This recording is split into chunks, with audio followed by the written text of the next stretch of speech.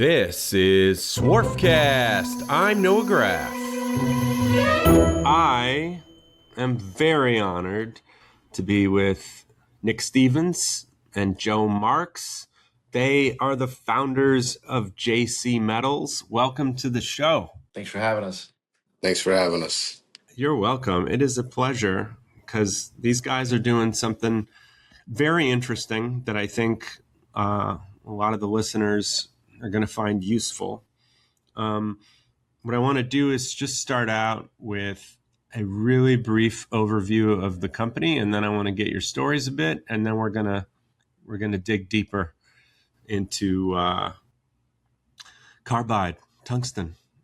So, I don't know, you whichever one wants to start. Give everybody just a really brief summary of what your company does. So we are JC Metals. We purchase all high precious alloys and metals. We recycle them, reprocess them. We specialize in specifically processing all our metals in the United States. That is very important to our company. This company was founded by me and Joey. We developed it ourselves, and it just, it boomed pretty good. And it actually turned into more of trying to reach the supply chain we're trying to get to in America, trying to reach that percentage. But it's not, you're not just normal scrap metal company, because you guys specialize in tungsten carbide. Am I right? Correct. Okay. Because there's tons of people that collect lots of metal, but they're collecting steel and iron and aluminum. What are the ones you guys focus on in particular? Yeah, we focus in tungsten. It's one of the strongest alloys that is offered in the world. It's a very, very high commodity. 85% of it is produced from China. And since all this has been going on, to kind of cut down the supply chain of it importing into the USA. And we kind of took advantage of it. We learned about it. We've seen what the deal was. And carbide is a very, very big commodity that's needed here in our country. It's literally used to make everything. So you need it to make everything: a car, a cell phone, your air conditioning units, everything. Oh, yeah. Any kind of manufacturing process uses carbide, tungsten carbide. And being that's been lowered in America, kind of bothered us a bit. Well, when did it become truly as scarce as it is? Was it when we had the new tariffs with Trump, or was it before that? I'm going to say definitely since the new tariffs with Trump, yeah. Right, because it was China countering that. That was when it just before it was scarce, but then it went on steroids, basically. Mm-hmm. Exactly what it was. It's been all over the place in the market. It's been, it's here in America since the last I want to say year. The market per pound price has been fluctuating all over the place. And there's people that are actually offering more overseas. They're going out to, back to China. There's other countries that are involved, and they're offering more to get tungsten from USA for us to ship it out overseas. We're trying to keep it away from that. We're trying to do it to keep our metals. Well, that's interesting to me because I thought that the tariffs limited it to the United States, but you're saying China has limited it to the rest of the world as well? Supposedly. So we've got an email. I think it was 3 months ago in Japan. They stopped shipping. They stopped it totally. Oh, yeah. They're being tough on Japan for all kinds of things, too. Yeah. Oh, yeah. And Japan is actually reaching out to us. We just got a major contact from Japan. One of the largest processors there reached out to us. They offered us a very big contract, and they wanted to buy all our tungsten, and they offered us a crazy contract. We denied it, of course, because we only process in America. Just last month, I had to they are an ally, Yeah. Yeah, exactly. But But still, you prefer to have it But you stay in know, the United States. When the company, such as Graf Pinkert, knows both the buyer and the seller, it was a fit, a great, great fit. And that made all the difference in the world because they knew our desires and they knew the company purchasing KNY. They knew that they were looking and they put the two together just perfectly. You've been in the business all these years, know and have a great wealth of knowledge of your customers. And that was very, very helpful. yeah, we're worried about U.S. manufacturing. You know what I mean? And just like last month, I had to outbid, I guess it was a Chinese processor on a significant amount of carbide, and I'm pretty sure I even lost money. But it wasn't about that. It was about him taking our carbide out of America and back into China. Whatever I had to pay, I had to outbid the China processor to keep it here. Okay. Okay. I sort of get it. Let's back up though, to the real like essence of what you guys are doing. So you're mainly going to manufacturing companies, probably a lot of machining companies. That's our main audience, and literally buying their scrap tungsten carbide, and then you have your own private person who you supply that recycles it. Yep. Correct? Yep. Okay. What are the other alternatives for what are most of the manufacturers doing? Either throwing it out or doing buybacks or Some of them do buybacks. I believe with Kennametal, they send it out to Kennametal. Kennametal gives them a credit, which is great for companies. I actually think that's awesome. Um, I think they resharpen them too to get the most use out of them. Sometimes, so these are drills, these are Oh yeah, they come in many forms. They come in drill bits. They come in inserts. They come in blades. but this thing is so heavy. This thing weighs about a pound and a half, probably. okay. For the people who are just listening, just describe what you're holding. This is an end mill. This is a drill bit, basically to drill into some of the toughest metals out there, steel, aluminum, and this will give it the correct dimensions they need. So basically, if there's a very small chip off of this, it's no more good. They just throw it away. They can't use it no more because it's precision. It needs to be precise. And they use carbide because it's one of the hardest It's hard to materials. break. It's very strong and brittle at the same time. It's very it's odd. I call it Thor's hammer because you could see a little bucket full of it, but when you go to pick it up, you can't even lift it. You'll be like, "What is this?" Okay, before you guys started this business, uh, what were you doing, and how did you have a knowledge of the scarcity of tungsten carbide? Yeah, it was more of we just basically we're not like any kind of like political people. We're not like getting into stuff like that. It's basically we knew that carbide was something that was used very heavily around the world, and it was something that we wanted to jump on, and we knew that there was a like a demand for it, and we learned very early on in the game that the do's and don'ts with it. It can as much as we need it, people can use it against us to hurt us with it also. So we basically built our company, built our foundation on transparency. We built it on our faith. We built it on God. We built it to be transparent with people. Wherever that we get calls from, no, we get calls from, my goodness, anywhere from 10 to 12 calls a day, all over the country. People calling us to come over to come and buy their carbide, their end mills, their inserts. There's a lot of shady people in this business.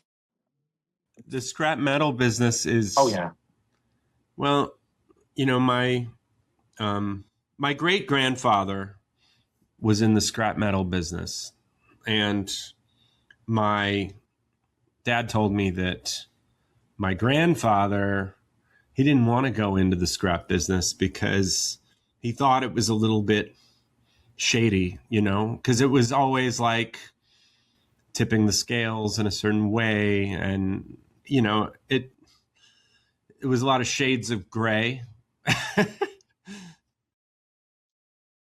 But we try to negate that completely in this business. Our most important thing is straightforwardness, honesty, integrity. You know what I mean? It's if there's no profit for us, it's no big deal. We just, we're honest. We're there. We process. We want to shine a different light, basically.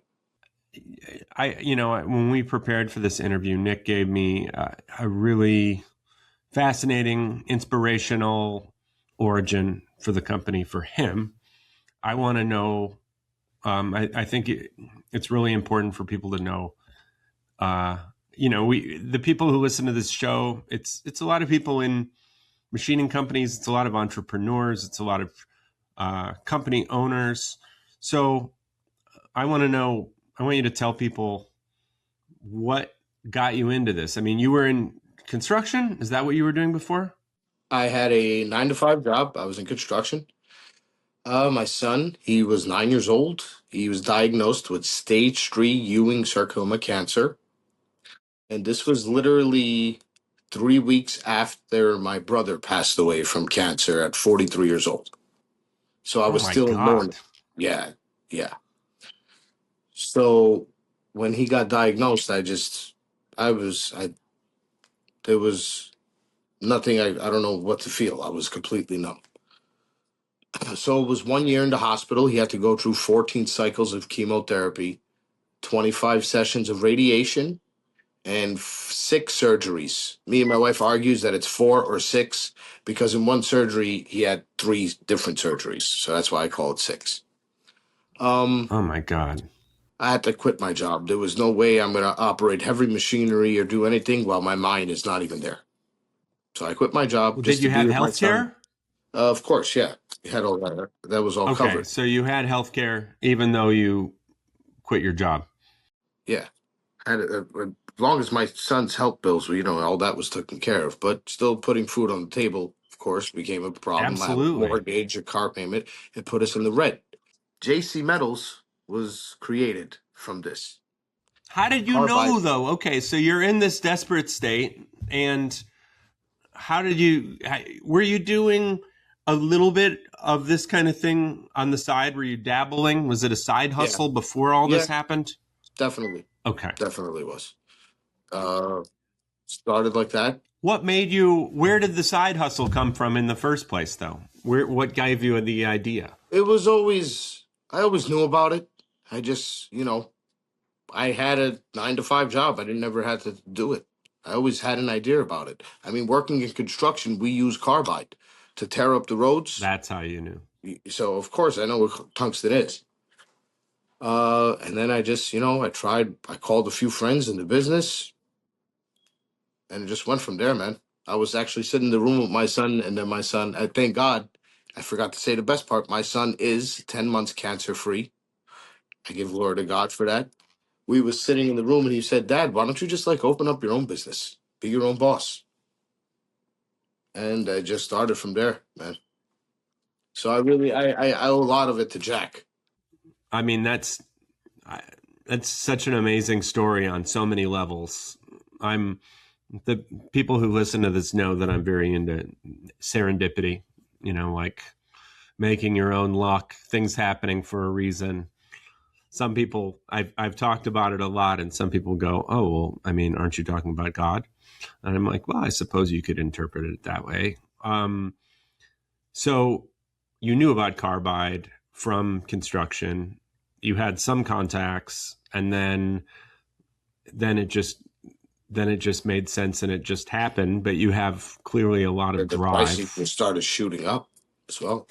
It kept putting food. It kept putting food on the table. I mean, I paid a mortgage. So it coincided with the tariffs to some extent. Yep. Because how long has the company officially been around, or when did you start doing it? November 2024. That's where it all started. So wait, time is going so fast. When did Trump become president? How stupid does that make me feel? He became president in 24? Has it really been that long Was it already? 24? Yeah, it was 24. It feels like a long time, yet it also does not feel like a long time. Okay, Joe, how did you get started? How do you know each other? And how did the whole thing happen for you? We grew up Yeah, so together. Nick is my first cousin. We've been together. We grew up together. As long as I could think back, I've known Nick. We know each other. We was together when we got married. We was together. We had kids. We was together. Like everything we So, did Joey, together. you're Like it from New was. Jersey as well? Yeah, Okay. And Nick, you're from upstate New York as well? I'm from Bloomfield, New Jersey. It's about a 30-minute drive. yeah. Right now, I live in Florida, but since that Nick was going through what he was going through with Jack, it was a tough time for everybody. And I was constantly phoning him. I used to visit him. I used to come to the hospital, and like I knew it was it was something that was going on at that time. And we always shot the breeze, me and him on the phone, what to do, what's this, what's that. We've been like that like since we was kids. Whatever it was, like to try to make a dollar or talk about something to figure something out. We was always our go-to guys. Was me and him always. We played guitar. We taught each other how to play guitar. We rode bikes together. We learned everything to do. Was me and him together. I have to be honest with you. Yeah, play golf. That was always something that we was always together. Just this morning, we argued this morning. We was arguing with each other this morning. Well, I mean, you are business partners. Yeah, So, were you doing kind of like sort of entrepreneurial things when you were kids you too? could say that. So we was actually doing comic books when we was kids. We was doing baseball cards and sports cards, and we was constantly buying and you could say buying and selling them. We if like whatever it was like to make a couple of bucks just to buy new cards and buy comic books or buy something that we wanted, just to do anything, just anything just to get our hands on some a couple of bucks to go play golf, to go buy some strings for our guitars. We learned how to ride a skateboard together. It was always something that we always wanted to do. So it was What were you doing before the business, yeah, Joey? I was doing fleet vehicles. I was in commercial vehicle sales. I was also doing some side construction work also, so I was familiar with tungsten myself. And then it just basically I knew what Nick was going through. We talked about it a few times. We was knocking on doors, no. We was going to like the machine shop and machine shops. How it clicked with me and Joe. How it clicked with me and Joe, I found a bunch of it, and I didn't have the money to buy it. Joe, Ah. I called Joe. Hey, I got this. There's something good here we could do. So that's how Joey became my partner and the head of finance. Okay, you probably can't tell me this totally. I mean, you can't be too specific, but you have somebody you work with who you sell the stuff to, who I guess processes it. Yes, actually, that company just got a $11 million grant from the government to purchase as much carbide as possible in the states. Okay, so this company, it's a private company, and they melt it down. How does that work? They melt it down. They pound it down into powder. Because how tungsten, how carbide really, because it starts off as a powder. How it hardens is with cobalt. So they pound it all the way down into powder. They separate it. They melt it. It's a whole process. It's actually I was there once seeing how they did it. There aren't that many people that do it. No, no, definitely not. Maybe in China. I'm sure in China and Japan there's a bunch. How did you know about these guys? Is this a friend of a friend? It was basically just by the word of mouth. Yeah, it was by the word of mouth. There's this guy, there's that guy, there's this guy. Like I was telling you earlier, is that we would get phone calls and new people, and they would just That's how there was a few. There was one processor I dealt with, but he couldn't take on so much at one point, and then he referred me. This is the guy I deal with. He gave me his guy. He could take on as much weight as you possibly have. That's how it happened. So it's a food chain, and this guy is hot. Definitely. Once he gets so deep, sir, it's word of mouth. It's say you do it. It's more people want to deal with your transparency than anything else. They want honesty up front. Okay, so And once our processor processes it, he'll sell it to U.S. tool makers. You understand? he sells it to Sandvik or Iskar. Definitely, definitely. Those guys get their carbide two ways then. Like a Kennametal will go and do buybacks. So they'll buy people's stuff and then somehow they process it. Do you think that they have their own processing plant? I don't know. For all we know, it could be the same. I really can't. Yeah, we really can't answer that because we really don't know their process. But it could be the same. It could be different. You got to know what your enemy's doing, what your competitors doing. You find I out. wouldn't say, hey, I don't think Kennametal's my enemy at all. totally stand for what they do. I They think you're try to right. keep their carbide in the United States as well. That's why they do their buyback program. Well, they do the buyback program a lot, so people will go back to them. Yeah. What makes us different with Kennametal? Uh, we offer same day payment.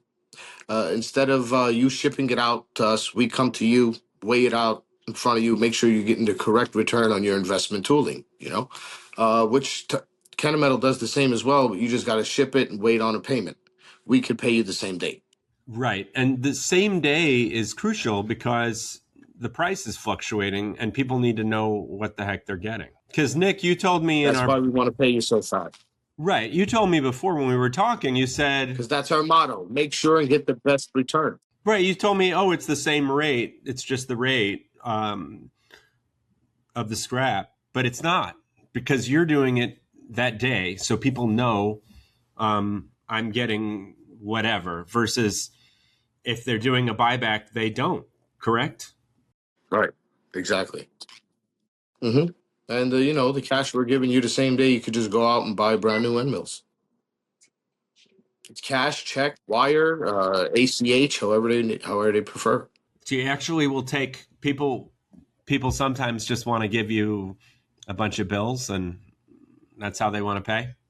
Oh, yeah. I mean, if there's enough weight there and they want, you see, like Kennametal, they'll offer something that's called a 15 to 30-day net, which is they'll just hand you a check over, but you can't cash it until 15 to 30 days.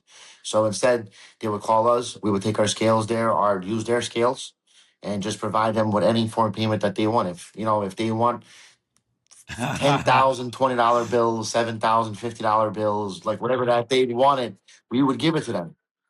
That's the way it works. And Yeah, that's the way we're gonna do it. If they want half in Zelle and the rest in so much in Cash App, and it'll be no problem. Has anybody ever come up with like strange proposals for you, like when my dad, I don't know, a zillion years ago? I work in the used machinery business, so we sell to these companies like CNC machines and screw machines. So he sold a machine to quite a large company, and the guy offered to give him his yellow Mercedes convertible. And unfortunately, my dad, he said no. He wanted to. I was like, and he said, yeah, I regret it. That would have been really cool to take that as payment. Oh no, like if it's there, that's something me and Joe will definitely be into. We're very into classic cars. Yeah. So have people done that? I could see people wanting to do crazy stuff like that. No, not as of yet. But we'll be excited if it does happen. not to that extent. I can't really say, yeah, no, not to that extent. No, it had, but we'll definitely we'll think about the offer if it is offered. We love cars. We're car guys, classics especially. You got to listen to the podcast that just came out this week. It's about a guy who makes special windshield wiper kits for classic cars. Wow, interesting. You wouldn't have thought of that, right? But he went to buy a classic car for his wife, and the person selling the classic car was a guy who was like, yeah, I only had this car because I wanted to design a windshield wiper kit for this car, and that was the only reason I bought it. And then he was like, hey, can I buy? The guy said, but I'm willing to sell my business. And then the guy ended up buying the business after a few weeks. It sounds like something you guys would do. Yeah, exactly. Yeah, the sky's the limit. So another one of our clients, he called us in. He had about 30 or 40 pounds of carbide, but they had like 22 light towers He had like brand new light towers that he had 20 or 30 pounds. It wasn't that much, but he was our client, you know. But then he had like 20 light towers, brand new, and he needed to get them out by a certain time. So he gave us the price he wanted. We paid him. We had it out in the exact time we needed. Whereas he told me he was trying to get those out for like a year and a half. I had them out in a week. You know what I mean? Right. So you do stuff that, you know, Kennametal isn't going to do. Other people aren't going to Oh do. yeah, no way, no way. You Yeah, have the creativity. You have, you know, you're not afraid to go through a bunch of stuff that other people haven't thought of doing or other people just don't feel like doing. the manufacturing industry is like a different scale. It's not even on the pyramid. It's there's so much going on that there's so many ways you can get into it that you know like Kennametal or Tunco, they would just buy the metal. We'll do everything. Like you said, like the machining, like like your dad like said the machining. We've done that already like plenty of times.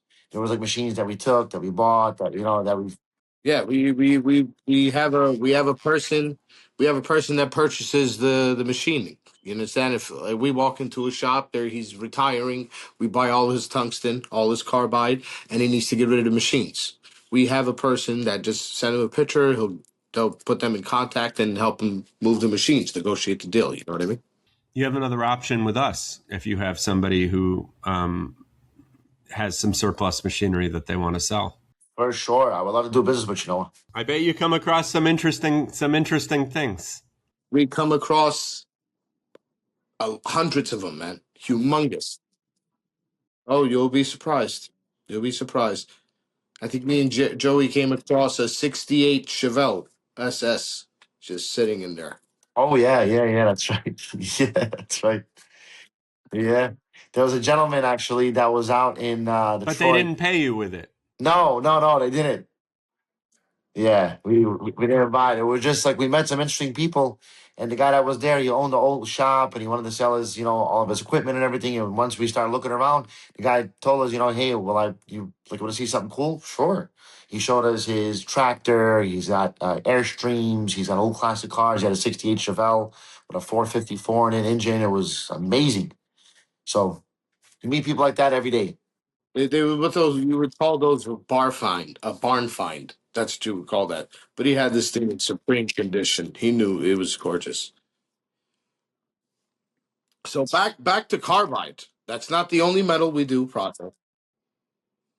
We do process molybdenum, tantalum, and yeah, those high pressure alloys. Are those like rare earths or Yeah, they're normally out of aerospace companies that deal with them, aerospace manufacturers. Um, Tantalum is out of data centers, you know, computer. there's a bit of it sounds like there is a bit of patriotism involved. Tell me about how are they using this stuff to make weapons? I tried to research it a little bit. It was a little of a gray area. Tell me as far as what your knowledge is. I don't know too much about how that they would use the tungsten or the carbide to make the actual weapon, but we did hear from multiple sources. It's yeah, it's something they're using it somehow to make missiles and ammo and whatever they're doing with it, but it's definitely being used. I think they lined the missiles with it or something. I'm not sure. I don't know. I you know I just Well, I mean, I guess it makes sense because it's really hard, I don't think I right? want to know. Right. And so now you're saying the supplier that you're selling to has a big contract with the government. They got a $11 million grant, I believe, or something. Okay. Tell me one other thing I found really interesting. So Nick first contacted me on LinkedIn because he thought it might be interesting to advertise on our podcast, which I think we have the type of audience that actually would really be interested in your services because they're all using this. I mean, everybody is using it and going, oh my God, it costs so much money. Tell me what you're doing as far as promoting yourself? You're literally knocking on doors. It started off that way, yeah. So you would just see like an industrial park and then just go, hey. Yeah, definitely. Or we'll get a call from one guy, go over, and he's in an industrial park, and we'll just go handing cards out. Right. You go visit one person and then it leads to another person. Yeah, there'll be times I would drive around in the car all day long, just going around. And then you're doing a lot on LinkedIn as well. Oh yeah. How do you do it on LinkedIn?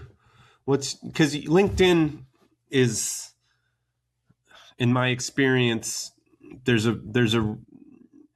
like an art, right? Because you don't want to come on like all these annoying people who go, hey, have you thought of doing this? Have you, people come up to me and they're like, hey, would you like to be a TEDx speaker? Or have you thought about writing a book? And I'm just like, or can you use my marketing? And I go, I didn't ask for all that.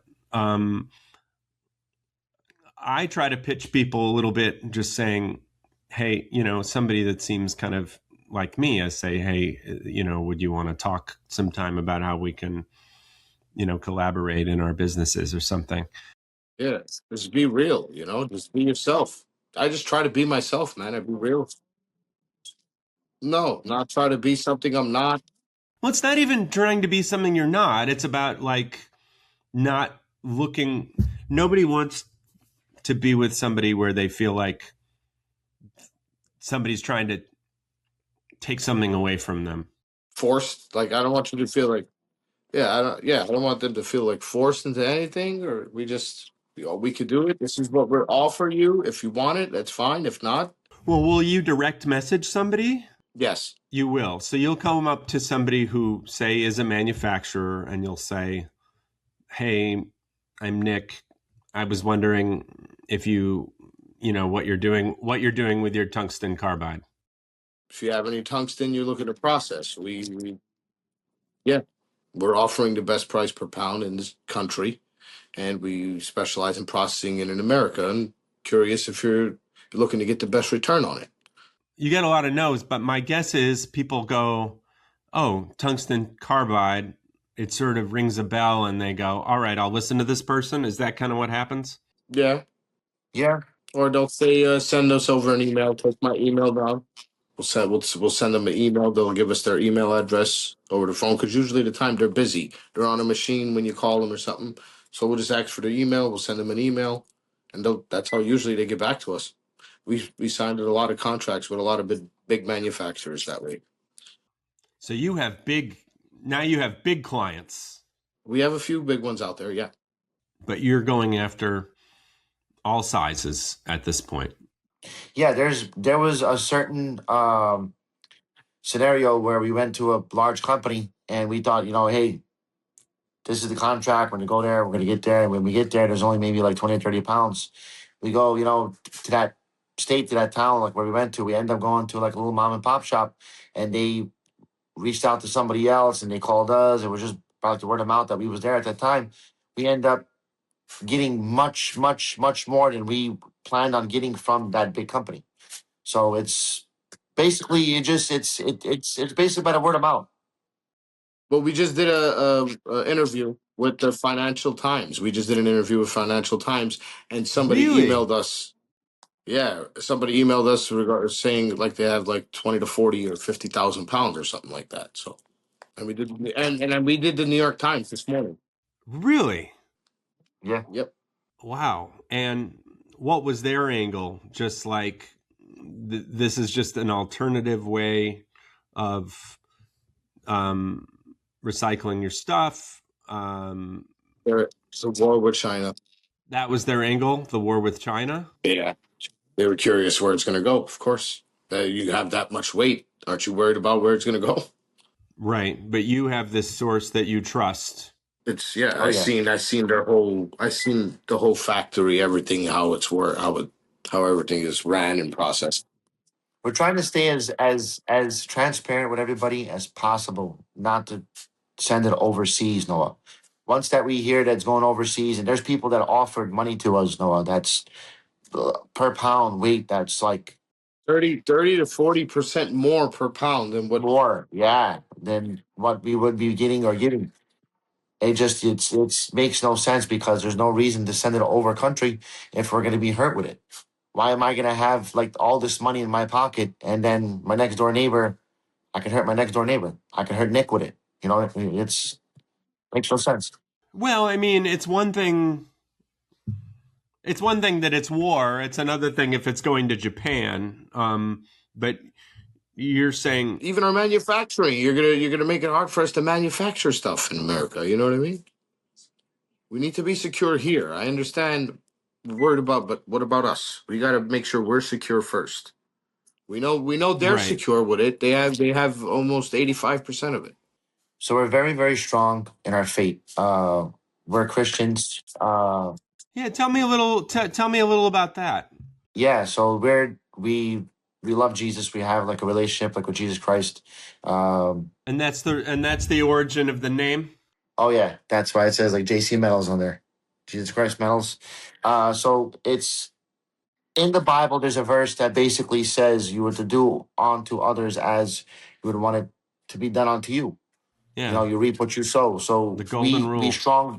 We stand very very firmly on that. We built our homes in this company upon our faith, Raised our and children that's on why that. that we try to be as much as transparent as we can, and that's why like us going to sell it or to process overseas, it can hurt us. Like I was like mentioning earlier, I'll have all this money, you know, make 40, 50, 60% plus on a profit margin. It doesn't make sense because then I'll be hurting you. I'll be hurting my neighbor. It doesn't make sense. It's like going totally against what we believe. And then there's a manufacturer. Okay, we got all this money, but there's a manufacturing company that's got to back order somebody 8 months because they don't have the proper tooling to prepare it. You know what I mean? Right, and you're doing well enough without doing something that you find unethical. Somebody else might not find it unethical, but I mean, obviously there's nuances and things, but I really appreciate that you're doing something that it gives you extra purpose, not just I'm making a good living for my family, and there's nothing that wrong with that, but it must make you you know make you feel much better about what you're doing. We're also trying to change the way people look at people like us in this business. Like you said yourself, scrappers. When people hear scrappers, like you said, when people hear scrappers, look, you said some people used to steal the scrap out of your uncle's shop, and we're trying to change that. Like maybe now when they say, "Oh, look, maybe these are the guys like from JC Metals." Right. Well, and it's a different kind. I mean, it's sort of, you're dealing with very expensive stuff. You're dealing with something that's sort of on a higher level. It sort of, in a way, makes you a little different from the person who's scrounging. But in the end, you're right. I mean, it's recycling. You're taking the scrap and you're presenting yourself in a evidently in a different way that makes a good impression and makes people want to work with you. That's what we're going for. That's the goal, Noah. That's definitely the goal. If people want to find out about JC Metals, just Google JC Metals or find you Nick Stevens or Joey Marks on LinkedIn. Is basically that. That's all they got to do. Yeah, you can find us at jcmetals.net. Our phone numbers are on the website. Our phone numbers are on the LinkedIn. They can reach out to us, no problem. We can offer the highest price per pound, guaranteed.